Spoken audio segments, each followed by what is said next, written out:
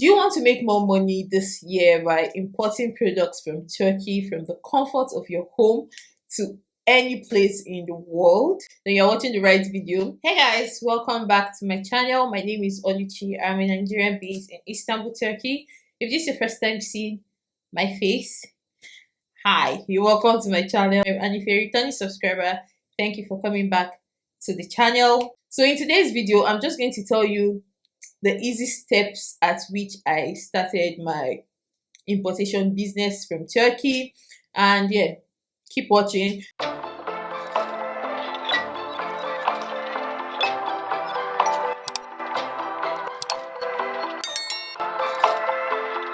So I don't know if you've heard about Turkish products, but Turkish products are very unique. In Nigeria, we have this boutique that you can walk into. It's like a store. You can walk into that boutique and you ask them for like good quality clothes. And the first thing they will show you is like a Turkish made clothes. And one thing that stands out to the Turkish made clothes is that their quality are very good, but a bit pricey. Let's take, for instance, a working dress, like a dress you wear to work. You see the dress ranges from 15k to like 25,000 to like 40k, and you'll be wondering why is this so expensive. It's because of the quality. Turkish quality is way more good, it's way more better than Chinese quality. But the difference between Turkey and China quality is just the price. You can find cheaper things here in Turkey, but the quality might not be that fantastic. They don't get me wrong, they have like good quality and bad quality here in Turkey. Who doesn't have bad quality? Another thing that Turkey stands out for is making replicas of high-end fashion brands like Gucci, Prada, Louis Vuitton. I'm going to post a video soon for you to see like those replicas. They have like a special market where they buy those ones. If you don't know the original product, you may not know the difference between the replica and the original one just because of how good the quality is. That is just a brief reason why you should buy things from Turkey, because their quality are like really good. Like even the ones that I might see and be like, no, this quality is not good, might be like a very good quality to you if you've been buying things like maybe from China. If you see that quality, you know that, oh, this is way better than China. No shade to the people shipping from China. So the second thing I'll be talking about is the things that you need to know and the process at which everything works. In Turkey, they don't speak English. Their official language is Turkish. So if you are going to be coming here to Turkey, or maybe you want to interact with like the vendors, you have to have Google Translate. You must not learn the language, but if you can learn it. It's going to do you more benefits, but you have to have Google Translate app on your phone. The second thing you should know is that the currency for trade here in Turkey is in dollars. As of last year, most sellers were not using dollar rates like to sell their stuff. You see some sellers with dollars and you see some with Turkish lira, but recently their Turkish lira has gone down. So any store you go to now, their prices are in dollar just because the money is fluctuating. So it's better for them to leave their prices in dollars. So the best thing that you can do is to know your exchange rate. Like for my country, you know the rate from naira to dollar, and also know from dollar to Turkish lira. Like, so just have an idea how much it is. You can download the XE app. The XE app tells you for dollar to Turkish lira, but that one is accurate. But from naira to dollar, the rate on the XE app is not accurate. You have to like find out from the bank or the black market. So yeah, keep in mind about the exchange rates here in Turkey. Another point will be searching for vendors. I'm going to do like a separate video just because I don't want this video to be too long. The next thing I'll talk about is the wholesale terms in Turkey. I'm going to be using fashion wears because I'm conversant with how the fashion whatever thing works. So that's why my references are going to be for the fashion wears. So most of the purchases made here in Turkey are done in wholesale or series. In Turkish, it's called toptan. It comes in a set of 4s, or a set of 3s, or set of 6, set of 8, depending on what you're buying. So for example, I want to buy like this top. it might come in a set of 6. So that's 2 small, 2 medium, 2 large, or maybe 1 small, 1 medium, 1 large, 1 extra large. That's 4 pieces. Or 1 medium, 1 small, 1 large. That's 3 pieces. So you have to buy like in sets. You can't just buy just one piece. You can't just say, oh, I want to leave large. You, even if they sell to you, they will give you at a higher price. Like if the shirt costs maybe like $10 and you want to buy only one piece, instead of selling at $10, they might sell it at $20 or $15 for you. So that is why most times they sell at wholesale. Another thing you should keep in mind is that even though you are buying like this shirt in series, you cannot mix the color. So you are going to take one series set like this that has 4 different sizes. Take another different color that has 4 different sizes. They don't mix it. Like if this had like a white, they can't mix it for you. You're going to take this color in 4 different sizes. So that's how it works. For the shoes, I'm not sure about the shoes if they're allowed to mix the colors, but I know that if they're selling in wholesale, you have to take like the whole sizes from 36 to 42 or 40. There are some places that you can get shoes for one like take. They're a bit expensive. For bags, some sellers can sell for you pieces, but for a store that's like, okay, for instance, a store that I went to, I wanted to buy a bag, and their bags, they allowed me to like pick different ones. That's the good thing with buying bags. Personally, I advise my customers to start with bags if you don't know what to start with, because bags, when you go to buy a bag, you don't need to buy one design for like 10 pieces. You can buy 10 bags at wholesale. So for instance, when I went to the market, there is a store I entered, and he said the minimum for wholesale is 10 pieces. So I have to buy 10 pieces to be able to get the wholesale price. And the wholesale price was like $17, and the retail price was as high as $25. So if I was not going to take up to 10, they were going to sell it for me at $25. No matter whether I took 5 or 6, I have to take up to 10 for me to get at the $17. So another thing that you should have in mind is that they have like different sizes. Sorry if I'm looking down here, I wrote everything down. But you also need to differentiate whether their sizes run big or regular sizes. You have to keep that in mind. Okay, for this shirt, I'm wearing an extra large. I consider myself big, but not like plus size. So they have sizes from like 36, 38, 40, 42. Those are like regular sizes. While for plus sizes, they have from 42, 44, 46, 48, 52, and 54. I have seen 54 size. Yes, they have as big as that. So you should know that if a seller, like where I got this top, the seller might be selling only this type of clothes. Even if it's for regular sizes, doesn't mean that the seller will be selling for dresses. Doesn't mean he will have to sell skirts. Like every seller has what they're selling. So for other stuff like maybe furnitures and other things that you can import from Turkey, I know because the prices are large. For furnitures, for instance, the prices are large, so you can just buy one set. You cannot, I don't think they sell one chair. You have to buy like the whole set. If you're buying like home fixtures, you have to buy like a lot. You cannot just say you want to buy one light switch. It's not possible. You have to buy maybe light switch that wires the whole house. You cannot just go there and buy only one light switch. So if you're buying all those home stuff, like house stuff, you have to buy like for like a whole building from them, because that's most times they sell all those for those furniture things. If someone is selling like all those bathtubs, toilet stuff, like most time they sell everything in one place, so you can just buy everything at once. I don't think they have like series or whatever, but I think they should have like a minimum amount that you can buy, but I'm not sure if it comes in like set by set.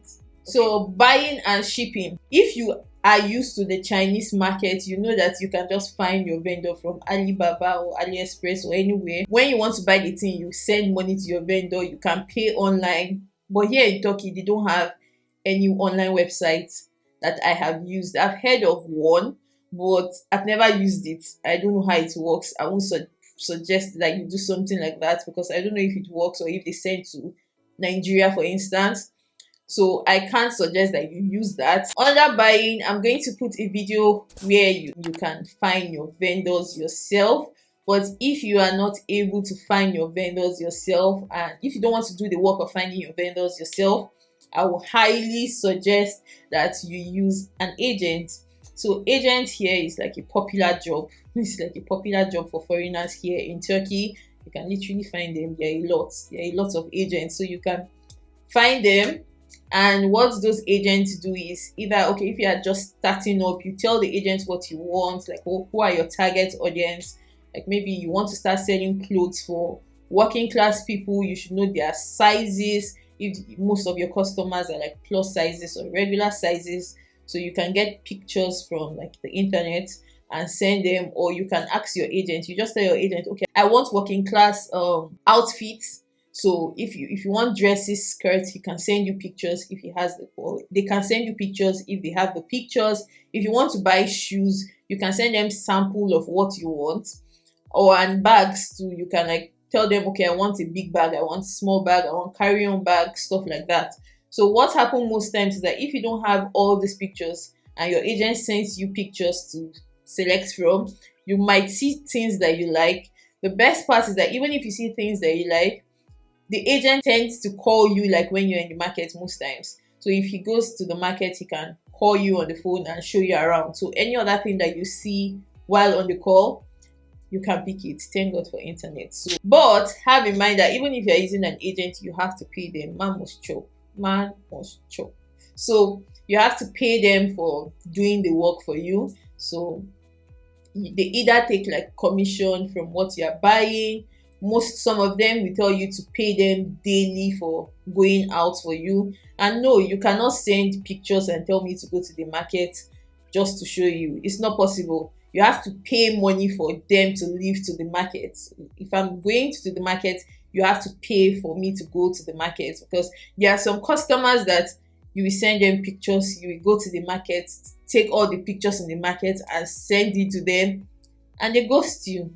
Some people literally just want to know the price so that they know what their competition are selling, or how much it is, or how much it costs. Or maybe some have even made inquiries through another agent and they just want to compare the price. They just want to know whether their agent is cheating them, which is a lot of work. So nobody goes to the market now without you dropping some kind of payment for them. It's not nice for me to go to the market all through the day, and when I send you pictures later on, you tell me that no, you're not interested, or you stop replying my messages. So no, people don't do that anymore. It is bad business. So please be serious. When you are ready for the business, then you can talk to your agent. If you are still deciding what to sell, I think you should like tell them ahead. Like tell them, oh, you just want to know the price. So they send you pictures that them they have. But if you need them to go to the market, you have to drop the money. So getting an agent is going to make your work easier. I know there are a lot of scams, like a lot of people that will try to cheat you off your money.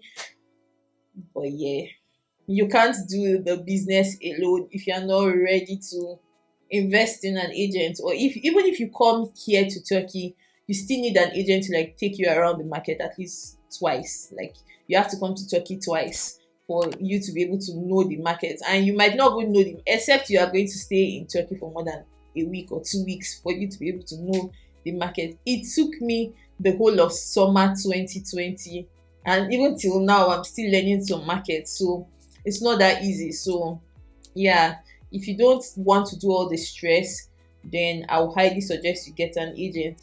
I know some people will be like, oh, you need, okay, when even if you want to use an agent, you can collect the receipts.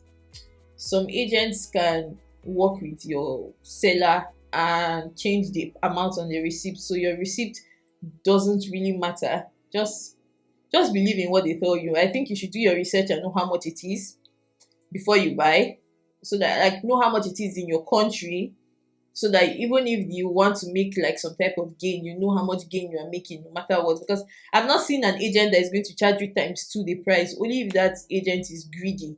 Most times, even if they are adding money, maybe like $2 or $1 into what you are buying. So if you are buying like a set of six, maybe they might be making only $6 out of everything you are selling. So yeah, I've not seen I know that there are really bad people around, but if you think your agent is rigging you, then maybe you need to change an agent. Okay, if you're not coming to Turkey, you need an agent to go and pick up your stuff. You need to pay money to your agent to be able to buy your things. Because here, I don't know how you are going to send the money to the seller. I don't know, because one seller cannot sell everything that you need. You need to like walk around and go to different stores. So I don't think you can send all your money to one seller. It's not possible. I've not seen anybody that is doing importation business that buys from only one seller. It's not possible, especially in the fashion one. It's not possible. Like if you're selling bags and shoes, it's not the same bags. You might not like the bags that your customer, like your favorite seller, is selling. You might not like these types of bags he brought out during that season. So you will have to like change to another seller or something. So you can't even depend on one. So yeah, you need the agent because the agent is going to make your payments for you. Abi, you're going to send money to your agent. He will make your payments for you. He will ship your thing. He will pack your things for you and have them shipped to your home country. So to send money to your agent, you can, for my country, you can use the Nigerian bank account. But have in mind that they are going to charge you the exchange rate here in Turkey and not the exchange rate in Nigeria. So you have to know how much the exchange rate, as I stated, you have to know how much the exchange rate is first before you start. Then when you send money to your agent can just change the money and buy your things for you. But if you are going to use the bank, I don't know, the bank might not give you dollars, and I don't think all agents have like domiciliary accounts that they can withdraw money and stuff. So it's going to be stressful. So what they do most times is just collect naira. If you're not from Nigeria, you can send money through Western Union or MoneyGram, and they pick up the money for you and buy your stuff. So that's how you can send your money to the agent. Most times that's the best way that it can work. Even if you know the seller, like even if you know the seller and you find a way to like start paying the seller, you cannot still trust them because one day they can decide not to, or the day that, because you've been buying from them, one day they can decide to disappoint you and not send your stuff. You're not going to hold them responsible. You don't even know who they are. If you don't know them, you don't even know who they are. So what people tend to do most times is that even if they know the seller, they can message the seller and tell the seller, okay, I want to buy this thing, have them take it to the cargo office. So when you go to the cargo office, you tell your agent to pay them the money. So that's what some other people do. Like if you're not around, you can tell the seller, okay, I want this set. Sometimes it can be very dramatic, especially if you're buying only like one set. If you're buying a lot, you'll be very excited to do the job for you. But if you're buying like just one set of shirts, they will not agree. It's too much work for them, especially if it's not in the market, like the cargo office is not close to their store. They will not agree to do it. But if you are buying like 5 to 6 sets for 5 to 6 series from them, you can tell them that okay, when they get to the cargo office, someone will pay them the money, or so person will pay them the money. So when they get to the cargo office, they just need to ask, like you go to the cargo office and you ask, I'm looking for Oluchi, and I pay them the money. It's as simple as that. So that's how you make payments. Okay, so for shipping, we have different types of shipping. So for the African cargo, that's like the cargo office that ship things to African countries. They have the sea and the air cargo. The air cargo to my country, Nigeria, costs $5 as of now, $5 per kg, and you pay 750 naira per kg for clearance. So the $5 is for Turkish airline that flies with the cargo, and the 750 is for custom clearance. So yeah, so you'll be paying approximately $7 for a kg. Okay. Air shipping takes 3 to 5 days for it to get to Nigeria, for instance. I don't know for any other country, but at least in 1 week, because it's flights. And okay, you send your agent your name and your phone number and the location you want it to stop at. So let's say I want to ship my things to Abuja. So on my cargo, it will be Oluchi Abuja. So when it gets to Nigeria, they will send you an SMS through the number that you gave your agent already. They will send an SMS, and in the SMS, it will tell you your cargo has arrived, how many kg your cargo was, the dollar equivalents and the naira equivalents, and also their bank details to pay. So if you're in Turkey, you can pay it at their cargo office. If you're not in Turkey, you can just transfer money to the account details that they sent in the message. So that's how you pay for it through air cargo. For me, I like using air cargo. It's the fastest, but there are some things that you can't send to air cargo, especially if they're like heavy stuff. So for the heavier stuff, we'll use sea cargo, and sea cargo is way cheaper. I think sea cargo costs like maybe like $3 per kg, but it takes at least 3 to 6 months to get to Nigeria. Especially, it takes a longer time. And whenever people are using sea cargo, it's those people that buy containers, my evil brothers and sisters. Containers, that is how they ship the things to Nigeria. So maybe if you're planning to buy like furnitures, electronics, like heavy stuff, then it's highly recommended that you use ship cargo. It will take a longer period. Just make sure you plan ahead of time.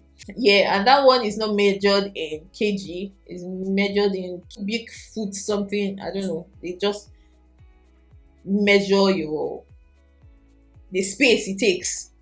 Yeah, that's how they give you rates for that one.